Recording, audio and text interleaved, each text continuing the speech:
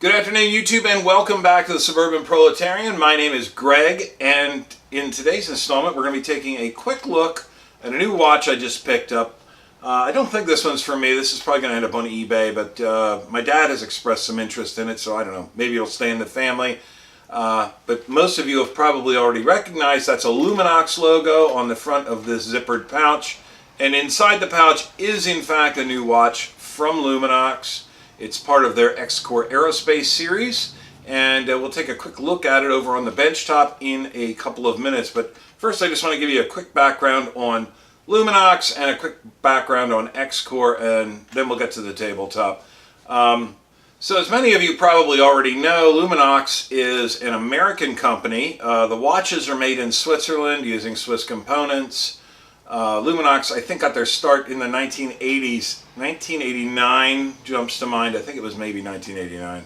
And they're probably most famous for making the Navy SEAL watch, but they're also a prominent supplier to many other military and paramilitary organizations, as well as national law enforcement agencies, other first responders, corporate security entities, you name it. If you go on Luminox's website and take a look at one of their manuals, that's the first page in every Luminox manual, is a list of at least, maybe not all, but a lot of the agencies that Luminox supplies watches to. They've become famous for supplying rugged duty watches to people who need rugged duty watches. All of Luminox's watches, I believe, feature tritium lume tubes, which are made in Switzerland. I think everything's made in Switzerland.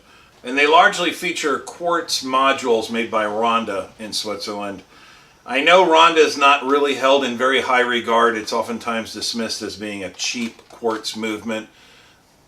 But I hate to tell you this, any quartz movement is a cheap quartz movement. Even the best ETA, well, with a few exceptions. I mean, if you get some ultra high frequency, thermally compensated thing in a Grand Seiko or what is the Citizen Chrono Master, I believe. Those are a little bit different story, but for the most part, you know, the ETA movement in a what's generally considered a higher end Swiss quartz watch is still a cheap movement. I mean, this might be a $35 movement, maybe the ETA movement in this is $50, but they're both cheap quartz movements. And so far it's been very, very accurate. I've had this watch actually a couple weeks now. I've been running it against the Watch Check app on my phone. I'll try to put that up right here, and you'll see that it's running about 1/10 of a second fast, I believe. Well, it's right there per day. And that's really not bad accuracy for any quartz movement, unless you go to one of the ultra high frequency, thermally compensated, fancy dancy quartz movements. 1/10 of a second a day is pretty darn good. So I know that Luminox itself is not particularly popular in the watch enthusiast community. The kind of guys who justify their expensive watch purchases to their wives as resulting from their intense interest in horology generally don't get on board with Luminox too much. But with a lot of law enforcement professionals and firefighters and other first responders who aren't maybe really watch guys, Luminox is extremely popular. They're tough watches, they hold up, and you know, they have great credentials. They're used in an official capacity by a lot of organizations. So, you know, they're pretty decent watches. I've not owned any Luminoxes before this one. It's not a particularly unusual brand, but in the places where I buy watches, they don't generally pop up too often. So when I saw this one, I'd grab it. I thought it'd be an interesting thing to take a look at. I have usually relied on the Casio G-Shock for most of my extreme duty uses with watches. They hold up very well. They're very reasonably priced, and they're certainly held in just about as high, well, they're actually held in higher regard than Luminox. But I think Luminox is pretty cool, and so we're going to take a look at that watch. Now, as for X-Cor Aerospace, it is a private aerospace development company, and it is at least ostensibly going to be one of the major contenders in private space exploration. Now, there's different companies. Some are much better known. You've got, of course, SpaceX, which is owned by Elon Musk of Tesla Auto fame. You've got Blue Origin, which is owned by Jeff Bezos from Amazon. You've got Virgin Galactic, which was founded by Richard Branson. All big, colorful characters. X-Cor is a slightly smaller company. They're not one of the more familiar names, but they are using a technology which I think, in the long run, is going to be more viable. For those of you who are fans of science fiction epics like Star Wars and Battlestar Galactica, the spacecraft that X-Cor is building is going to be more familiar to what you think of as a space ship. They're working on a space plane which will take off using rocket engines, rocket boosters from a runway, just like an airplane, but then climb precipitously into outer space. Once they achieve low Earth orbit, the rocket engines shut off. It'll then use small booster jets to maneuver the aircraft or the spacecraft. And when it re-enters the atmosphere, it achieves a glide path and glides back to another runway, much like the original space shuttle did. So it's kind of neat technology that X-Cor is working on. They got a facility in California. They've got a facility in Texas. And I think they're moving into the shared space at Kennedy Space Center, which is also being used by companies like SpaceX and Blue Origin. So look for them in the future. But anyway, they've partnered with Luminox to make a line of commercial space watches. I've been referring to it as the McAstronaut watch. But it's pretty cool. And it has a GMT function. It's carbon fiber. It's got a lot of neat features. We'll take a look at it in a second. But before we do, of course, we've got to do our customary wristwatch check. Nothing exciting today. I am wearing my Victorinox Chrono Classic, which I reviewed a few weeks ago. It's been very good. It's also running extremely accurately. This has an ETA movement in it. I forget the reference number for the ETA movement, but you can look it up in my past video. But the accuracy of this thing has been just phenomenal. I've been timing it for about 2.5 months now, and it's running at less than 1/10 of a second per day. So the Ronda in the Luminox is running at about 1/10 of a second per day. This on Watch Check shows up at 0.0, so it's just been phenomenal. I didn't really intend, this is another watch I didn't really intend to keep. I bought it to resell, but I'm kind of fascinated with its long-term performance now, and I've actually been wearing it quite a bit. So it's a good watch. We'll probably take a more extensive look at it in the future. So without any further ado, let's move over to the tabletop and take a look at this Luminox. Alright guys, so here it is. As I've already explained, the Luminox X-Cor GMT watch comes in this nice padded, zippered Cordura nylon case with the Luminox logo on the front. I like watches that come in packaging that you can actually use for transporting them later on rather than just a traditional plain box. This just zippers open to reveal the watch. There it is. We'll take a look at that in a moment, but let's see what else is in the package. It has these foam liners. I think they're actually meant to be kept in the case like this, but they're reversed during shipping so that the foam will protect the watch. So this side has a little pocket on it, which has the Luminox warranty, international warranty card on it. Has some information about the individual watch there. That's pretty nice. Nice stiff plastic credit card material. And of course there's a little manual in here. As I pointed out earlier, each Luminox manual has a list of at least some of the official agencies that use Luminox watches.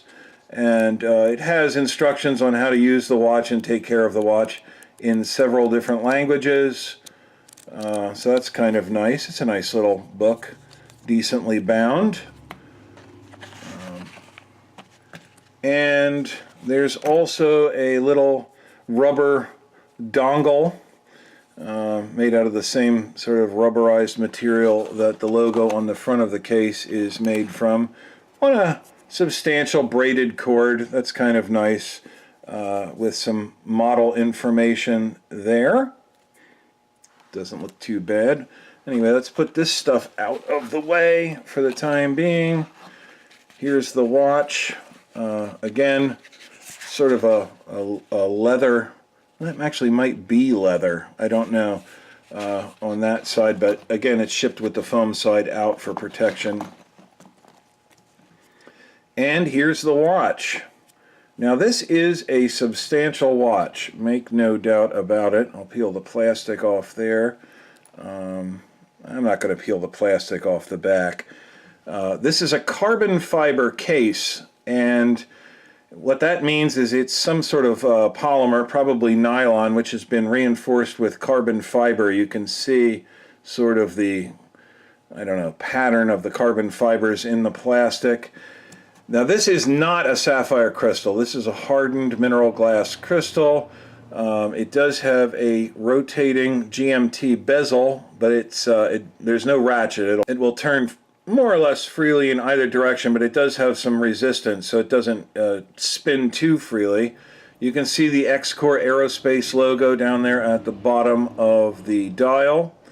It does have 4 hands, the traditional hour and minute hand, a second hand, and the red GMT jump hand. It does have a true GMT hand. I have it set for Zulu time at the moment, but of course you can set that GMT hand to whatever time zone you like.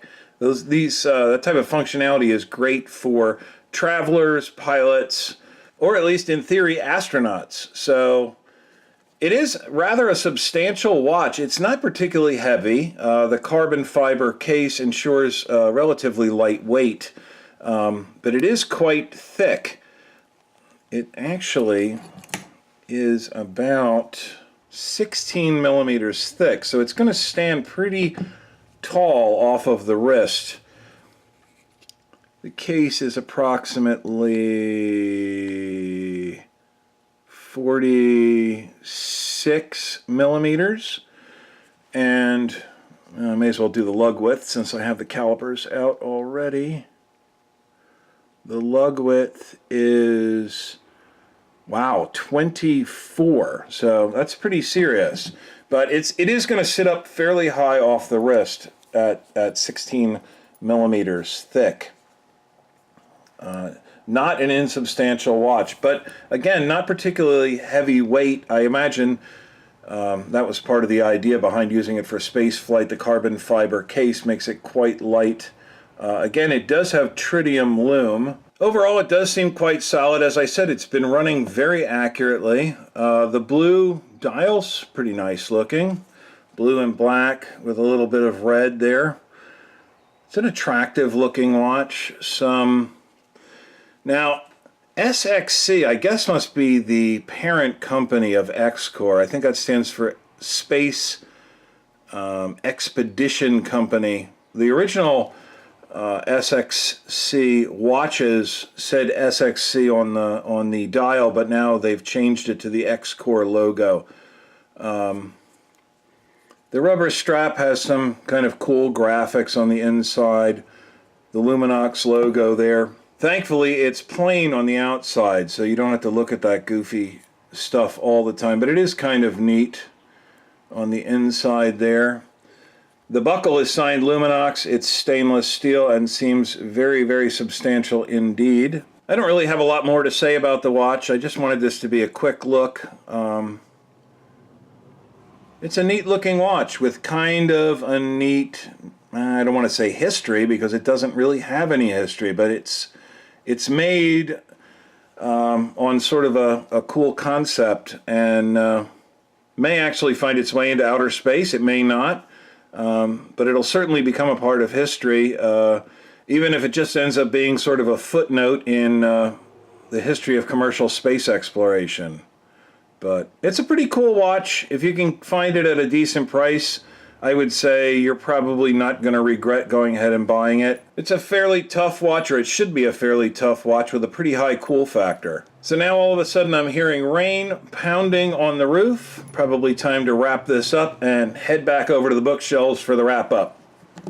So there you have it, guys. The Luminox X-Cor Aerospace GMT watch. Space watches have always been really popular. Astronaut watches, cosmonaut watches. And this is, at least to my knowledge, the first commercial space watch. Well, all space watches are built by commercial companies, but this is the first watch designed for commercial space flight. Or at least we're led to believe that it's designed for commercial space flight. I don't know if this was really a serious collaborative effort or if it's just a marketing ploy. I'd like to think that the former is true rather than the latter, but only time will tell with that. X-Cor still hasn't sent its first space plane into outer space, and I don't know if their test pilots that are flying the prototypes are wearing Luminox watches or not, but it's still kind of a neat collaborative venture. It's not particularly expensive. I think the original retail price is about 2 or 3 times what I paid. I think it technically retails for about $400. I paid less than $200 for the watch, but at $200 I think it's a pretty cool buy. It's a neat watch. It's something different that you're not going to see on everybody's wrist.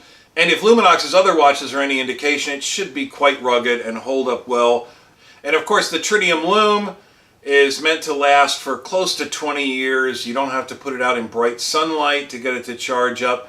It's not as bright right off the bat as traditional superluminova. You've kind of got to let your eyes adjust to it. But if you wake up at 3, 4 o'clock in the morning and your watch has been in the dark for many hours, it'll still be glowing and you'll be able to see the time just fine. So I like it. It's kind of neat. I'm not keeping this watch. I don't own any watches other than this one with tritium lume, but if I didn't have a watch that already filled this purpose, I'd be sorely tempted to keep this one. But anyway, it's going to eBay, or maybe my dad. We'll see in the future. If you enjoyed this video, please click the like button. If you hated it, go ahead and click the dislike button. You won't hurt my feelings, but I would like to know what you're interested in seeing, and your likes and dislikes help me to do a better job creating new content.